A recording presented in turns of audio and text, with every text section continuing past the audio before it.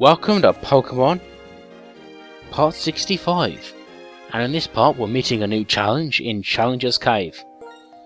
This is similar to Cerulean Cave in Generation 1, I suppose. You can catch some high-level Pokemon here, and that's it. See, unlike Cerulean Cave, you were rewarded by that cave with the opportunity to catch the Great Mewtwo. But this cave has no such legendaries here. But I think it's still worth exploring, even if it's just for one particular TM I collect here. A rather useful TM, which will become even more useful in the final bout with the champion. Speaking of which, I have quite a few battles to go through, particularly near the end. But I'm saving it sort of. I'm going to do them one after the other. Like for example, we have Champion Cynthia, Morimoto, and Sharon as well.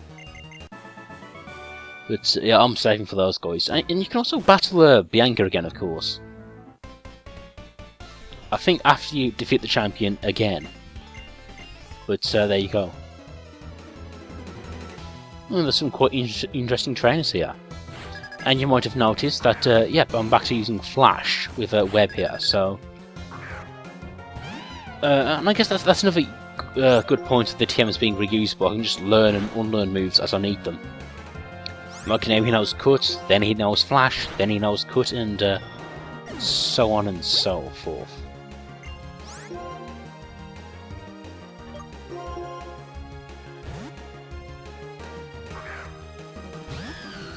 Okay, a bit of trivia.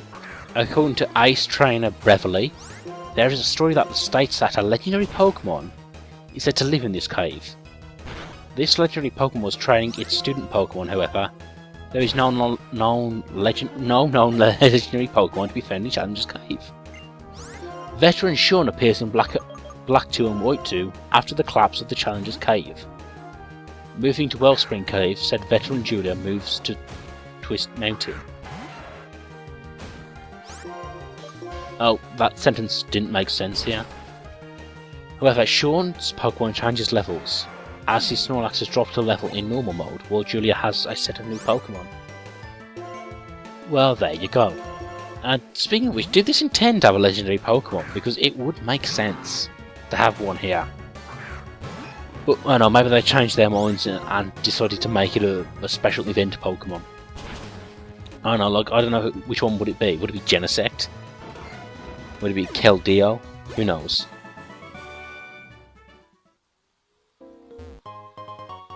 Or Victini? Then again, I think that was always meant to be like the special event Pokemon of this generation. Which, yeah, it has like at least 3 special event Pokemon. So, yeah, thanks for that.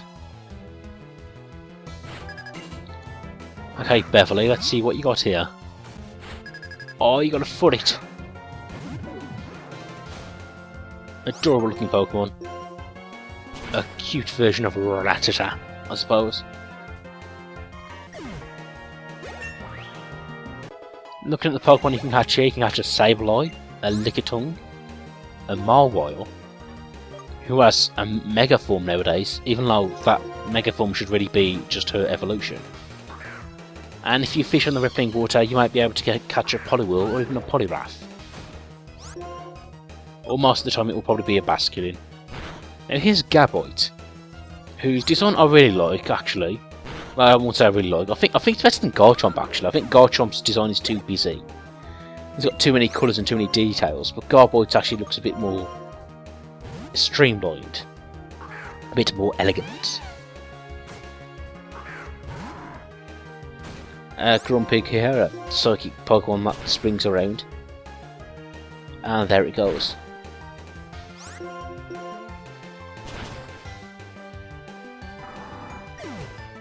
Ah, you gotta love Tim Curry.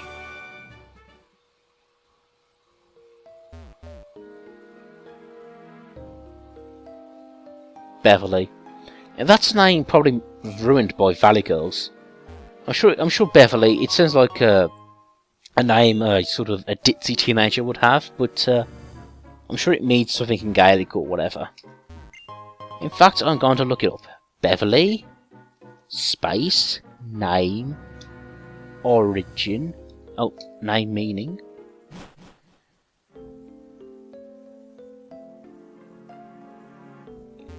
It is Old English origin, and the meaning of Beverly is beaver stream or meadow. That's amazing.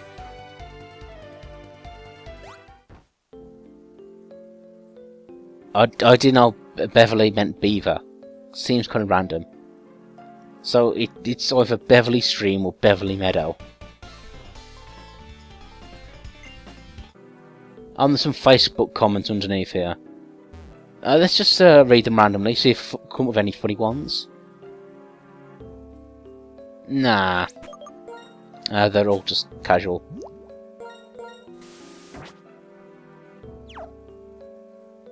What's this? I love this name because it came as an imagination. What?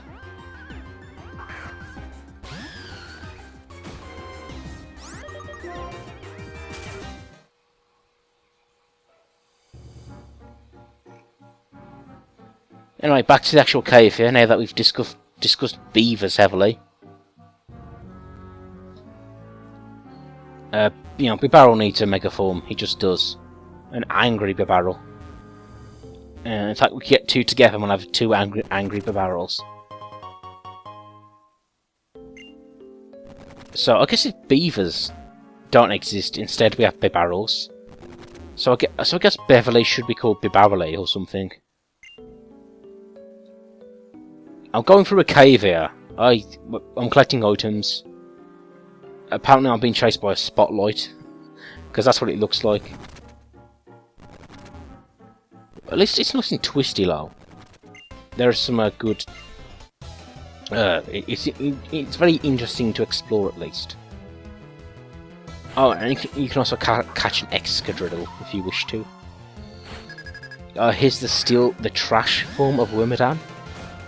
If you level up a Wormadam indoors, you get this Bug Steel combination. Which is a bit meh. It is fairly weak. At least Bug Steel only has one weakness. And it does learn the move Iron Head, but how tough is that going to be coming from a Wormadam? Then again, there's probably someone out there who's did a solo Wormadam run on Pokemon Platinum. And if so, good for you, buddy. Good for you.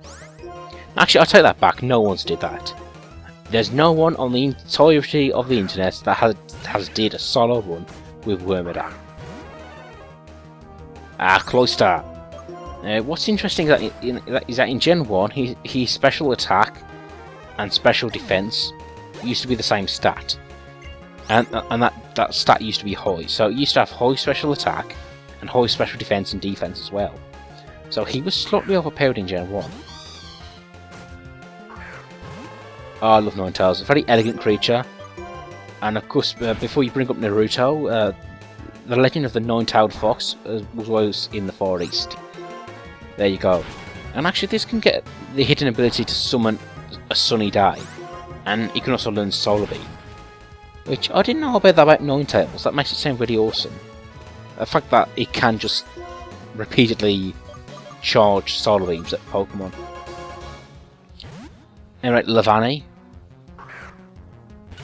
A bunny Pokemon. Right, no, I'm getting confused with Boonere or whatever. Or Lopunny.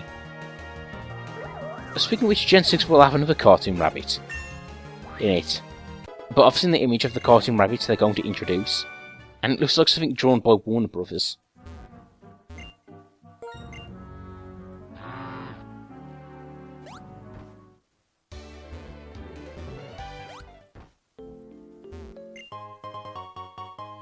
The Black Belt, which powers up fighting type moves.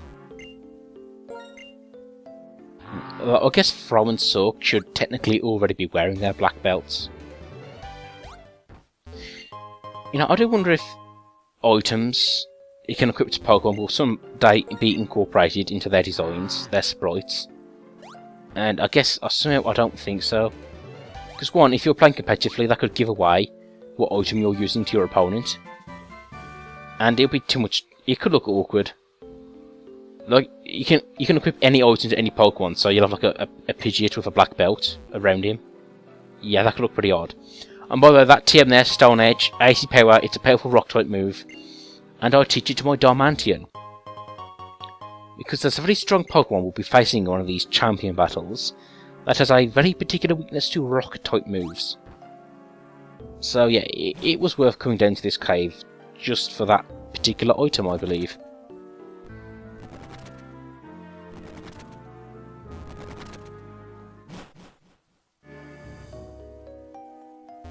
And I think I'll leave it at that. Anyway, cut to me back to Undella Town, because there is something I forgot to do here. Now, once you collect the items from Abyssal Ruins, you bring it back to the mansion and you show it to this guy here on your left. And you will be able to sell them to him for a quite a valuable price.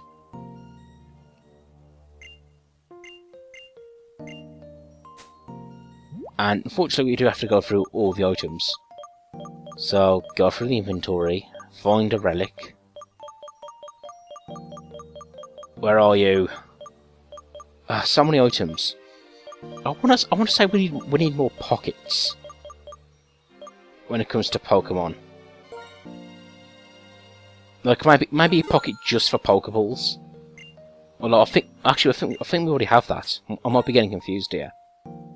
Or actually put the repels in with the Pokeball pocket, just so they're easier to find. And let me see, what characters could you divide the items up into? I would say have a pocket just for trading items. Items that you equip to Pokemon to evolve them and trade. Like the Protector, or the Metal Coat. But, oh, as you can see, I've entered fast forward mode. Just cause. And it is quite valuable. You do get a lot of money for doing this. Actually, I'm not sure if what we're doing is technically legal. I mean, we just robbed a tomb, essentially. You know, we're not official archaeologists. I'm not sure if we own that temple, so yeah, we stole those items. And now we're selling them on the private market. So yeah, we're no better than Team Rocket. We're plunderers. I'm Indiana Jones. Except I don't think this belongs in a museum, do I? Anyway, this guy's got a museum here. I'm sure that counts.